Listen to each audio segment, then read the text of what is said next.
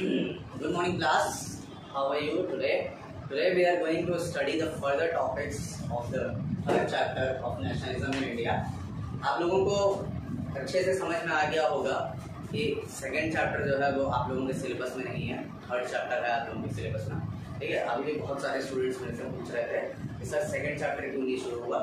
Second chapter इसलिए नहीं शुरू हुआ बाबू, फर्स्ट चैप्टर के बाद थर्ड चैप्टर इसलिए शुरू हुआ क्योंकि सेकंड चैप्टर आपके सिलेबस में है ही नहीं। ठीक है, सेकंड चैप्टर आप लोगों को पढ़ना ही नहीं है। नेशनलिज्म इन इंडिया हम लोगों को पढ़ना है जो कि सबसे इंपॉर्टेंट चैप्टर है तुम लोगों के सिलेबस का। ठीक है, नेशनलिज्म इन इंडिया में हम लोगों ने लास्ट क्लासेस में पढ़ा था। ठीक है, नॉन कोऑपरेशन क्या है, असहयोग आंदोलन, किस तरीके से देश के अंदर गांधी जी 1915 में गांधी जी, लास्ट वीडियोस अगर आप लोगों ने मेरे देखे होंगे तो यहाँ तक मैंने आप लोगों को जो भी चीज़ समझाया आई होप वहाँ तक आप लोगों को समझ में आया हो बहुत अच्छे से। ठीक है, जलियांवाला बाग इंसिडेंट के बारे में हम लोगों ने पढ़ा था लास्ट क्लास में। रॉलेट एक्ट जो कि सबसे इम्पोर्टेंट एक्ट है, एक बार और फिर से बता देता हूँ रॉलेट एक्ट के बारे में। रॉलेट एक्ट था क्या, तो हुआ क्या था कि ब्रिटिश गवर्नमेंट ने 1919 में एक कानून लाया था। ठीक है, कानून था, उसका नाम था रॉलेट एक्ट, ब्रिटिश गवर्नमेंट ने इसके अकॉर्डिंग, कानून के अकॉर्डिंग ब्रिटिश गवर्नमेंट किसी भी पॉलिटिकल एक्टिविस्ट को, किसी भी नेता को, छोटे नेता बड़े नेता, जो राजनीतिक तौर पे जो ब्रिटिश गवर्नमेंट को जो नुकसान पहुंचाने वाले लोग हैं उनको अरेस्ट कर सकती थी, बिना ट्रायल के उनको डिटेन कर सकती थी। डिटेन का मतलब जेल में डाल सकती थी और कोर्ट में बिना पेश किए हुए 2 साल तक वो लोग उनको जेल में रख सकती थी। ये था रॉलेट एक्ट। तो ये सवाल जो था ये इंडियंस के लिए बहुत बुरी कंडीशन हो गई थी क्योंकि किसी भी तरह का कोई पॉलिटिकल एक्टिविटी देश के अंदर लोग कर नहीं पा रहे थे। ठीक है, ब्रिटिशर्स ये बहुत गलत रूल लाया था उन्होंने, ब्रिटिशर्स ने, और लोग इसीलिए आउटरेज हो गए थे। आउटरेज का मतलब होता है कि गुस्सा हो गए थे, भड़क गए थे लोग। ठीक है, इंडियंस जो थे वो रॉलेट एक्ट से पूरे तरीके से भड़क गए थे। इसी का परिणाम था जलियांवाला बाग इंसिडेंट। उस समय देश के अंदर मार्शल लॉ लगा हुआ था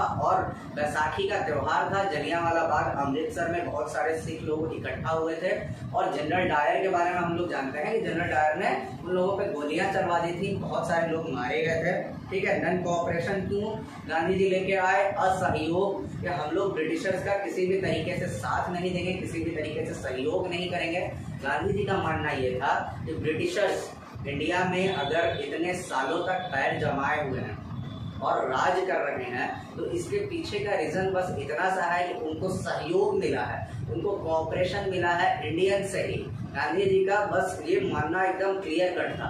गांधी जी इसको बहुत अच्छे तरीके से मानते थे कि अगर हम लोग अगर किसी भी तरीके से ब्रिटिशर्स का सहयोग करना बंद कर दें, ब्रिटिशर्स के स्कूल कॉलेजेस जाना बंद कर दें, ब्रिटिशर्स के कोर्ट्स जाना बंद कर दें, ब्रिटिशर्स ने जो उपाधि वगैरह दी हुई है, जैसे कि हम लोगों ने लास्ट क्लास में पढ़ा था कि ब्रिटिशर्स लोग हिंदू लोगों को उपाधि दिया करते थे, हिंदू जमींदार लोगों को राय बहादुर वगैरह नाम देते थे, वो लोग नाम के आगे लगता था, और मुस्लिम लोगों को नवाब वगैरह। तो ये सब चीज़ें, अगर ये सब चीज़ें हम लोग छोड़ देंगे ब्रिटिशर्स के दिए हुए उपहार के तौर पे, तो हम लोग उनका धीरे धीरे हम लोग इस सब चीज़ों को पे बढ़ेंगे।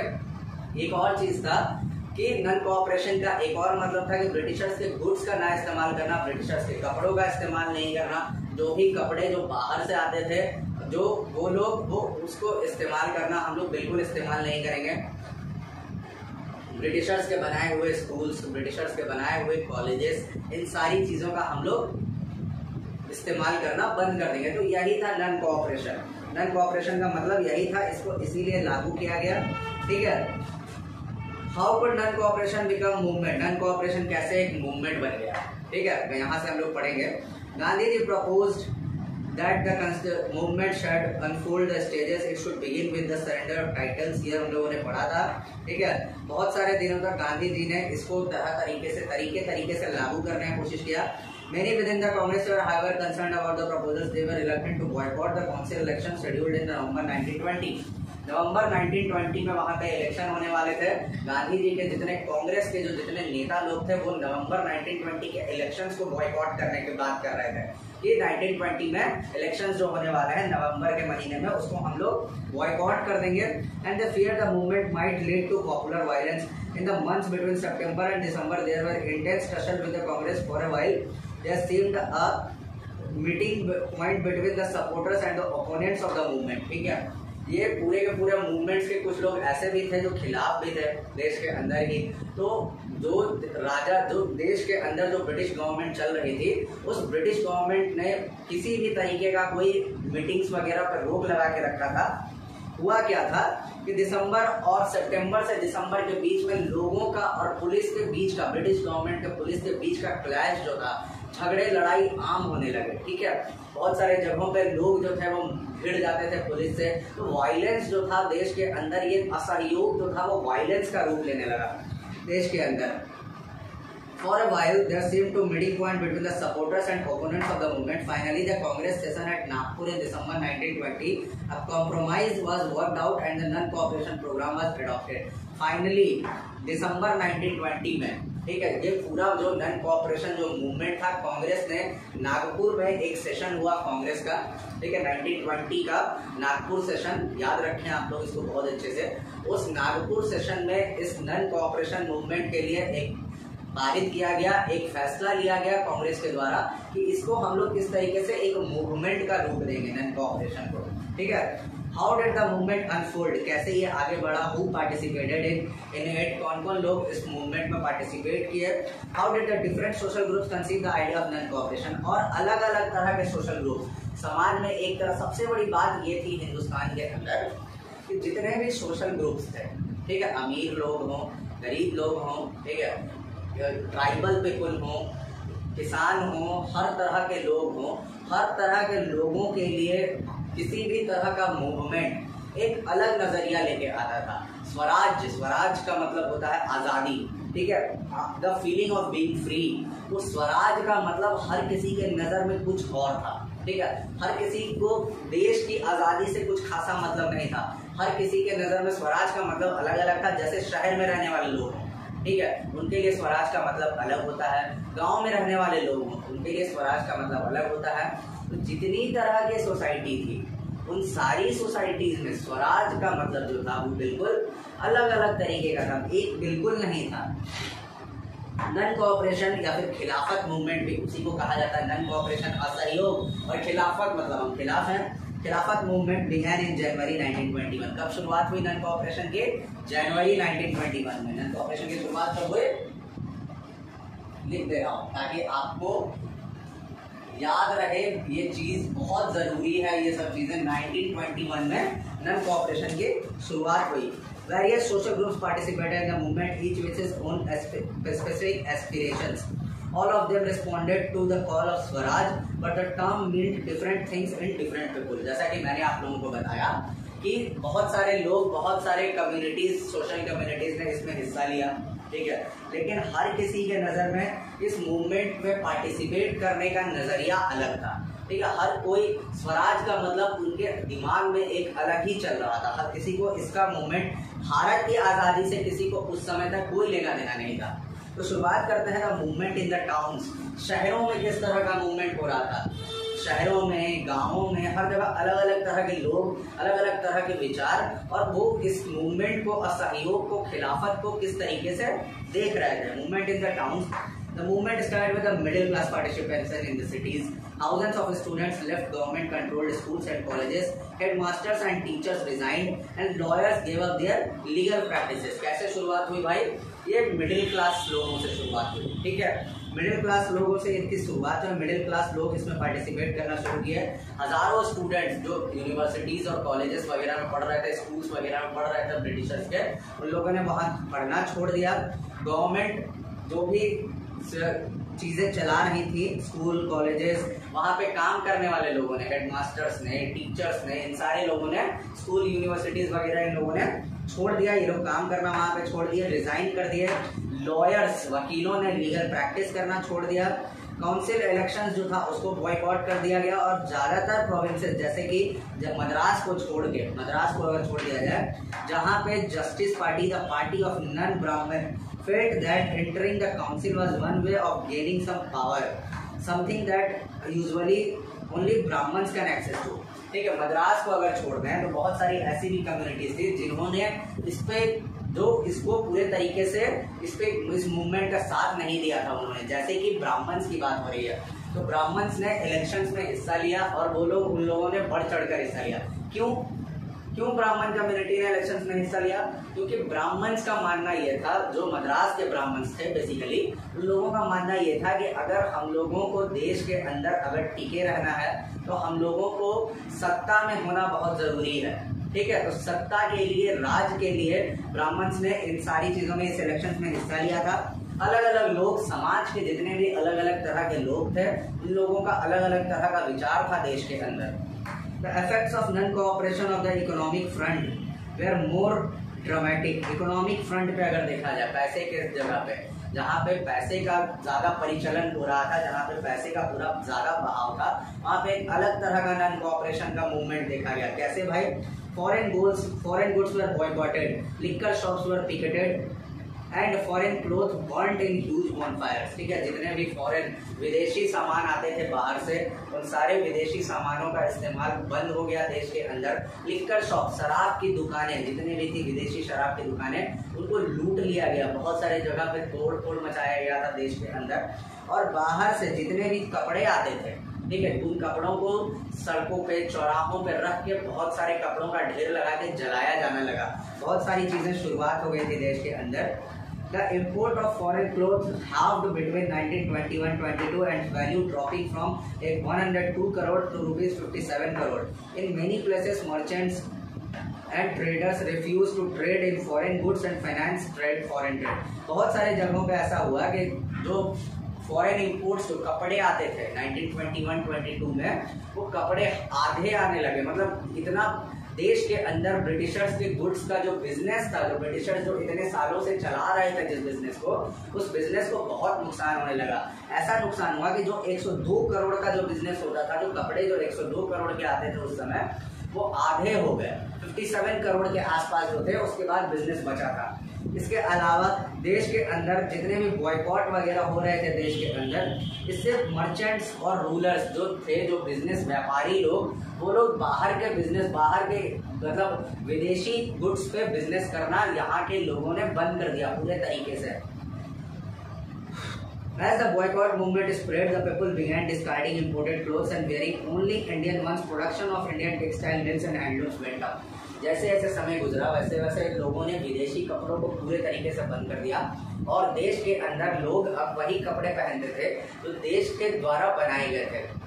इससे क्या हुआ कि जितनी इंडस्ट्रीज, जो छोटे छोटे स्मॉल स्केल इंडस्ट्रीज जो लोगों ने लगाया था, हैंडलूम्स, हस्तकला, हाथ से बनाए हुए कपड़े, ठीक है, वो सारे हाथ से बनाए हुए कलाकृतियां, वो सारी चीजों के जो व्यापार जो ठप पड़ गए थे ब्रिटिशर्स के द्वारा, वो अब धीरे धीरे फिर से फ्लोरिश होने लगे साल 2 साल के अंदर में।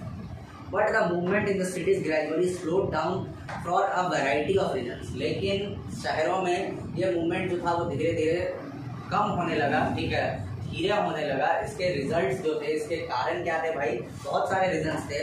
Khadi cloth was often more expensive for mass produced mill cloth and people could not afford to buy it. Khadi के कपड़े, ठीक है, खादी के कपड़े तुम जानते हो, जो इंडियंस जो चरखा के द्वारा जो बनता था वो खादी के कपड़े होते थे।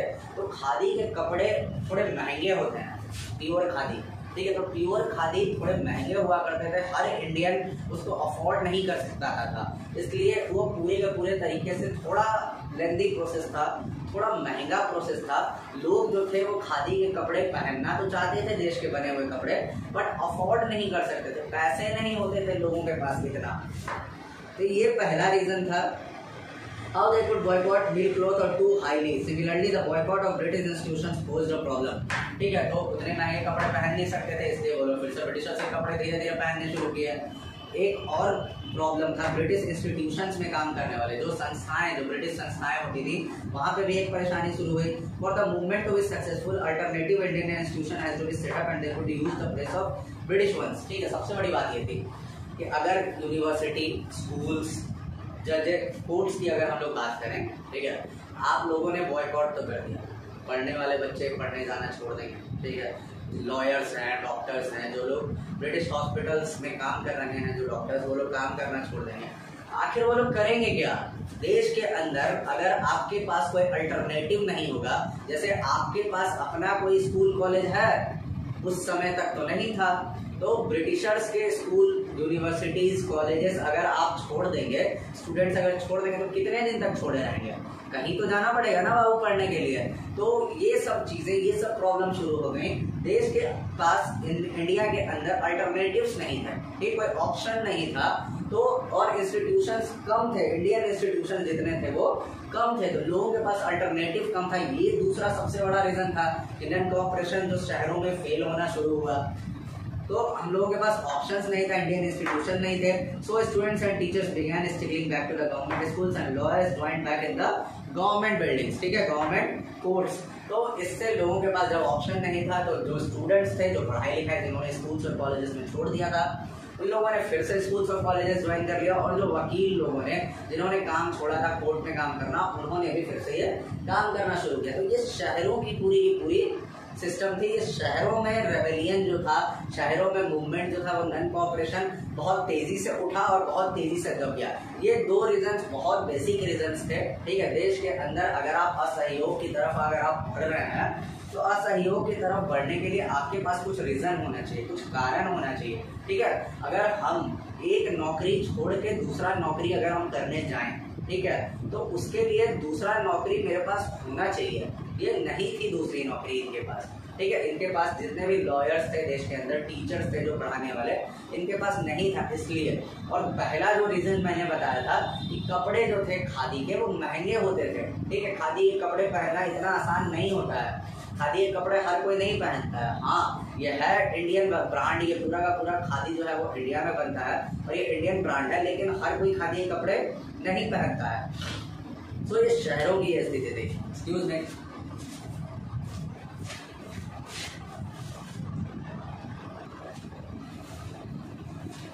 ओके स्टूडेंट्स, तो शहरों की ये स्थिति थी, शहरों में इस तरीके की स्थिति बनी हुई थी। अब गांवों के बारे में, ठीक है, rebellion in the country side, rebellion जो विद्रोह जो हो रहा था कंट्री साइड, मतलब गांवों के साइड में कैसा विद्रोह हो रहा था भाई।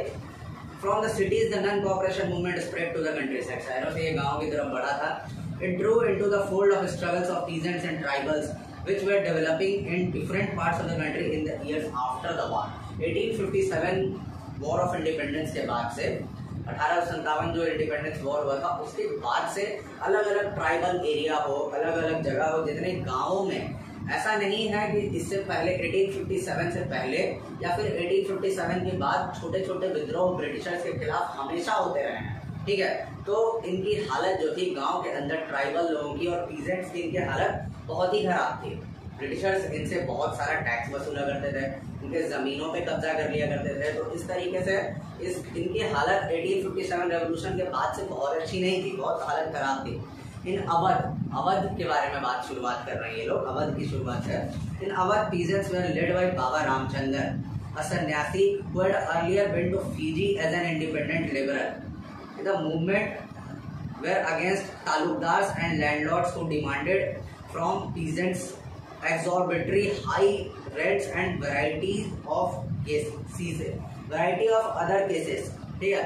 ये जो पीजेंट्स थे, अवध के जो किसान लोग थे, इन लोगों को जो लीड कर रहे थे मूवमेंट की तरफ, वो थे बाबा रामचंद्र जो थे वो जापान में फिजी जाके रह के आए थे एज ए लेबरर के तौर पे उन्होंने काम कर चुके थे, वो मजदूर के तौर पे। तो उनको पता था इन किसानों का दर्द कैसा है, तो वो इनको लेके चल रहे थे। और वो डिमांड क्या था भाई, वो एक युद्ध था तालुकदार लोग उनको कहते हैं, जो कर्ज वगैरह दिया करते हैं, ठीक है, उनसे, और लैंडलॉर्ड से, जमींदार लोग से, इनसे इन लोगों का प्रॉब्लम था किसानों का। ये इनसे चाहते क्या थे कि जो हाई रेंट्स, जितना जो पैसा, जो हद से ज्यादा रेवेन्यू जो किसानों से चूसा जा रहा था, वो बंद हो। ये बाबा रामचंद्र का डिमांड था सबसे पहला, ठीक है। Peasants had to do begar and work at landlords farms without any payment. Peasants जो किसान जिनके अपने जमीन हुआ करते थे, वो जमींदारों के जमीन पे काम किया करते थे। क्यों भाई? क्योंकि उनसे कर्ज लिया रहता था उन लोगों ने, तो उनके जमीन पे एज ए लेबर, बेगर की तरह, एक भिखारी की तरह वो लोग काम किया करते थे और बिना पैसे के काम किया करते थे। इनकी स्थिति इतनी खराब थी अवध में, ठीक है। एज टेनेंट्स का मतलब होता है किराएदार। As tenants they had no security of tenure. There were no security of tenure, being regularly evicted that they could acquire to right to over the leased land. जो leased land जो था, जो landlords के अंदर में था, इन लोगों की इतनी क्षमता नहीं थी कि वो अपनी जमीन को जमींदारों से वापस ले सकें। ये लोग पूरे तरीके से उनके अंदर बंधे हुए थे और बिना किसी भी तरह के सवाल के जवाब के इन लोगों को, इन पीजेंट्स को, अवध के पीजेंट्स को, किसानों को उनके अंदर काम करना था। The peasants movement demanded reduction of revenue. क्या क्या डिमांड था भाई? रेवेन्यू का रिडक्शन हो, रेवेन्यू में कमी करें ये लोग, ऊपर के लोग, ठीक है। इसके अलावा abolition of begar and social boycott of oppressive landlords. Abolition of begar मतलब बिना पैसे के काम करवाना भिखारी के तौर पे, और जो सोशल जो माहौल है, जो सामाजिक माहौल है पीजेंट्स का, जो दबाने वाला, जो लैंडलॉर्ड्स जिस तरीके के उन पे किसी भी तरह, जिस तरीके का उन पे ऑपरेशन मतलब जो दबाव बनाते थे लैंडलॉर्ड, जमींदार लोग, वो कम किया जाए, ये पीजेंट्स का मुख्य डिमांड था। बहुत सारे जगहों पे नाई, धोबी, bands were organized by panchayats to deprive landlords of the service of even barbers and washermen। जितने भी धोबी, नाई वगैरह जो बाल काटने वाले जो लोग थे, इन लोगों ने इसकी शुरुआत की थी, ठीक है। और ये जो जिस तरीके का उनके साथ जो व्यवहार होता था, जो ऑपरेशन मतलब उनको दबाया जाता था समाज के अंदर, उसके खिलाफ इन लोगों ने शुरुआत की थी। ऑर्गेनाइज इन लोगों ने पंचायत की शुरुआत की, जिसमें लैंडलॉर्ड्स के इन सारे सर्विसेज पे काम करना, ये लोग जैसे ये जितने भी जमींदार थे, इनके खुद के नाई होते थे, खुद के धोबी होते थे, तो इन लोगों ने उनके लिए उनकी मदद करना बंद कर दिया। इन लोगों ने उनके लिए काम करना, नाई और धोबियों ने उनके लिए काम करना बंद कर दिया देश के अंदर। इसके अलावा जून 1920 में Jawaharlal Nehru began going around the villages in Awadh, talking about the villages and trying to understand their grievances. 1920 में जवाहरलाल नेहरू अवध आए, और अवध आने के बाद जवाहरलाल नेहरू ने यहाँ के किसानों से बातचीत की और उनकी चिंताएं, ग्रीवेंसेस का मतलब होता है चिंताएं, उनकी चिंताओं को समझा और उनकी चिंताओं को समझ के आगे लेके गए जवाहरलाल नेहरू। क्या क्या उनकी परेशानियां थी उनको सुना उन्होंने। By October, the Audh किसान सभा was set up and headed by Jawaharlal Nehru. अक्टूबर में औध किसान सभा एक सेटअप किया गया, जिसका जो हेड थे उस अवध के, वो कौन थे? जवाहरलाल नेहरू। उस औध किसान सभा के Baba Ramchandra and a few others, और जवाहरलाल नेहरू के अलावा बाबा रामचंद्र और भी कुछ लोग थे जो औध किसान सभा के जो मेंबर्स थे, जो हेड थे। Within a month over 300 branches have been set up in the villages around the region. Awadh में एक महीने के अंदर में 300 ब्रांचेस उस औध किसान सभा के बहुत सारी जगहों पे सेटअप हो गए। बाबा रामचंद्र और जवाहरलाल नेहरू ने मिलकर बहुत सारे काम किए। So when the non cooperation began the following year, the effort of Congress were integrated Awadh peasant struggle into a wider struggle. जब 1921 में जब नन कोऑपरेशन की शुरुआत हुई, तो इसको आने वाले समय में कांग्रेस ने इसको अवध के किसानों से जोड़ दिया, और अवध के किसान इसको अपने लिए एक बहुत अच्छा मौका देखे उन्होंने कि किस तरीके से हम लोग इसके लिए काम कर सकते हैं, इसके एवज में हम लोग क्या क्या फायदा उठा सकते हैं। ये अवध के किसानों को ये चीज नन कोऑपरेशन मूवमेंट से ये चीज समझ में आया कि नन कोऑपरेशन से हम लोग क्या क्या फायदे उठा सकते हैं। इसके अलावा movement began the following year. The peasant movement, however, developed in forms that Congress leadership was unhappy with. As the movement spread in 1921, the house of talukdars and merchants were attacked. जो movement था, जो किसानों का जो movement जिस तरीके का बढ़ रहा था, उससे कांग्रेस के भीतर बहुत सारे लोग जो थे वो उससे नाखुश थे। क्यों नाखुश थे भाई?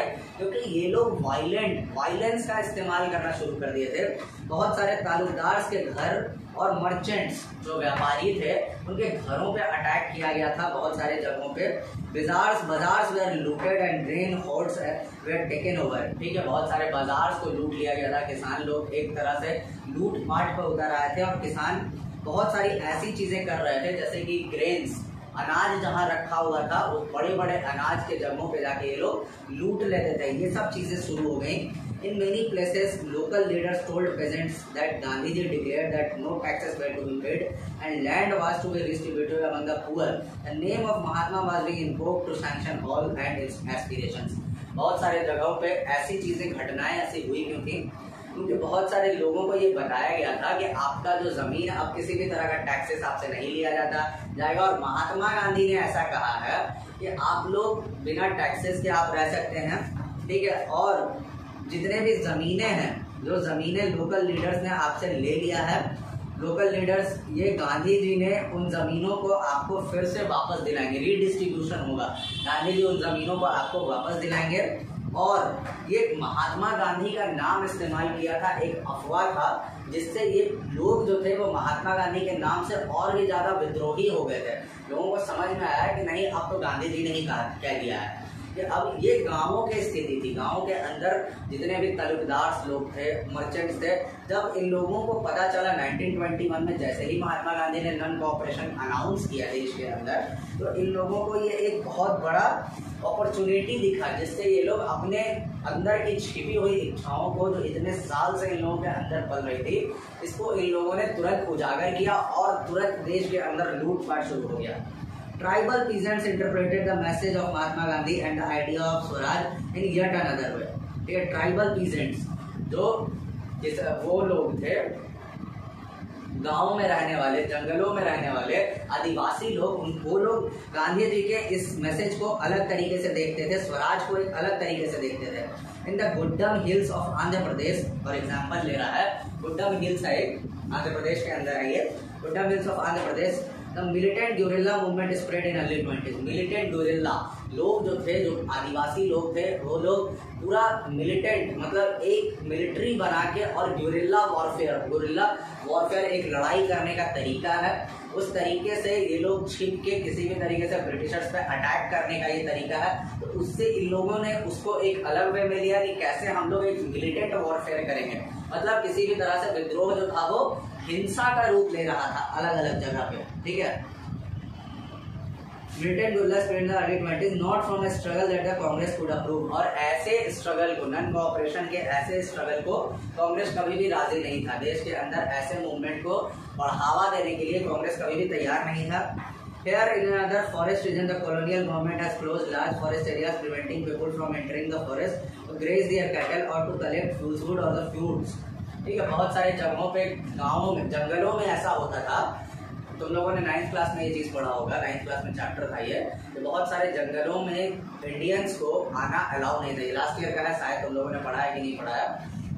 जितने भी ट्राइबल पीपल लोग थे, आदिवासी लोग, उन लोगों के लिए जंगलों में रेस्ट्रिक्शन था। ठीक है, उन लोगों को बहुत सारे जंगलों में आना अलाउड नहीं था, जंगलों की चीज़ों को इस्तेमाल नहीं कर सकते थे ये लोग। ये पिछले साल का हिस्ट्री का है एक चैप्टर, ठीक है, ट्राइबल पीपल ऑफ इंडिया। तो इन लोगों को फॉरेस्ट एरिया में आना मना नहीं था, अंग्रेजों ने ये बंद कर रखा था। Not only by the livelihoods affected but they felt there traditional rights were being denied. तो आदिवासियों के लिए, जिनकी जिंदगी ही जंगल होती है, तो उनको ऐसा लगता था कि ब्रिटिशर्स का ये डिसीजन जो है उनको जंगलों से दूर रखने का, ये उनके आइडियोलॉजी, उनका जो पहचान है, उसकी पहचान को खतरे में डाल रहा है। आदिवासियों को ये चीज लगता था, और ब्रिटिशर्स का ये रूल बहुत दिन से चल रहा था। When the government began forcing them to contribute bigger from road building, the hill people revolted. और गवर्नमेंट आदिवासियों का, ये आंध्र प्रदेश की कहानी बताई थी, जब गवर्नमेंट ने इन लोगों को जबरदस्ती काम कराने की कोशिश की, तो ये सारे के सारे लोग जो थे वो लोग रिवोल्ट कर दिए, मतलब विद्रोह कर दिया अंग्रेजों के खिलाफ। इस हुआ क्या था इस विद्रोह में भाई, हुआ क्या था इस विद्रोह में?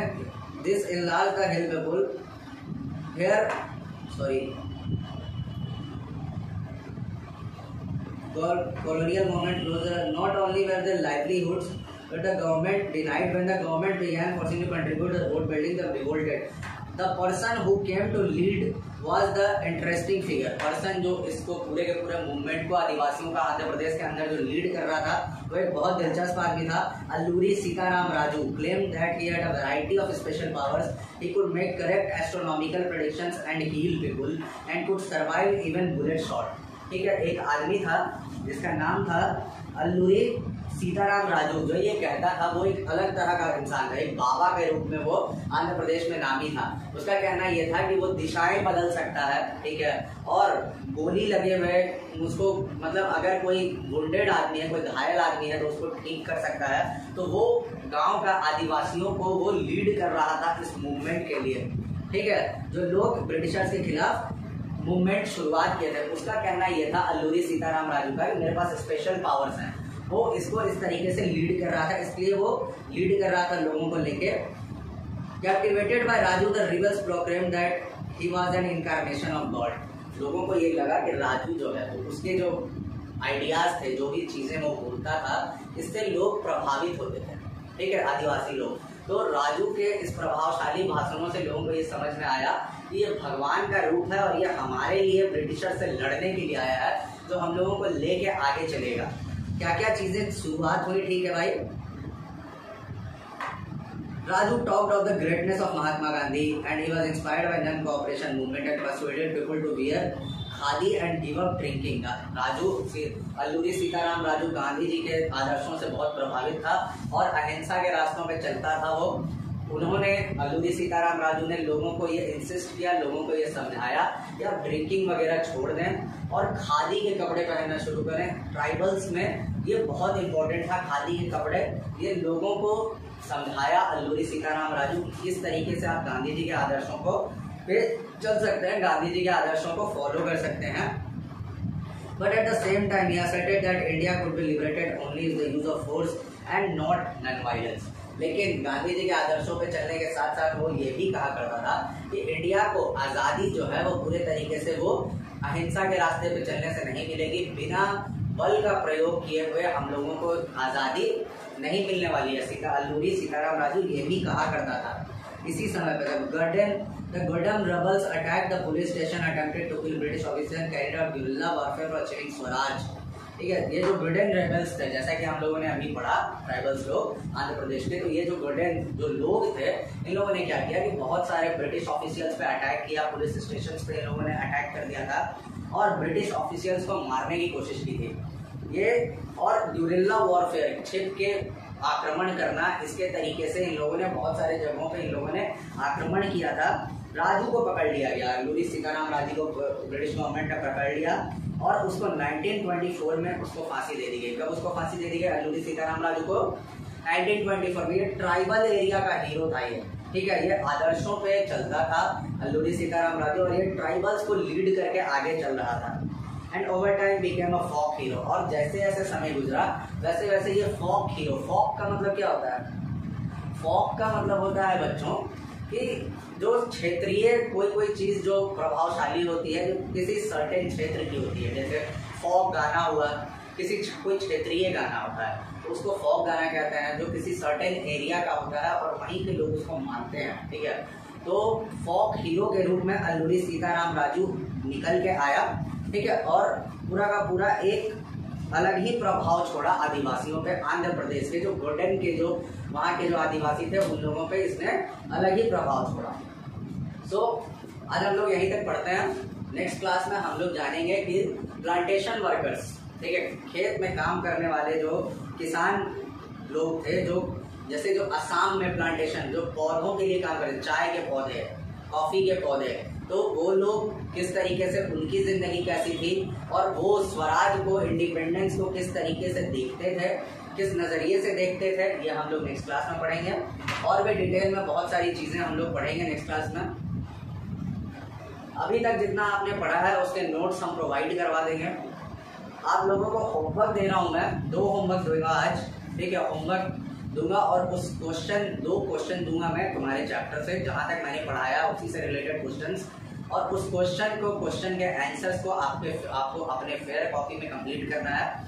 और नोट्स जो मैं प्रोवाइड करूंगा उस नोट्स को भी आपको अपने फेयर कॉपी में कंप्लीट करना है, ठीक है। I hope rebellion in towns and rebellion in country side, गाँवों का और शहरों का जो विद्रोह जिस तरीके से हो रहा था और आदिवासियों का विद्रोह कैसा था, किस तरीके का था, कौन उनको लीड कर रहा था, गांधी जी किस तरीके से इन सारी चीज़ों में रोल प्ले कर रहे थे, नॉन कोऑपरेशन किस तरीके से समाज के अलग अलग लोगों को प्रभावित किया और अलग अलग लोग किस तरीके से नॉन कोऑपरेशन में हिस्सा लिए। आई होप आपको यहाँ तक आज समझ में आया हो। नेक्स्ट क्लास में हम लोग और फर्दर टॉपिक्स पढ़ेंगे। Till then, thank you so much, stay safe, stay good, thank you.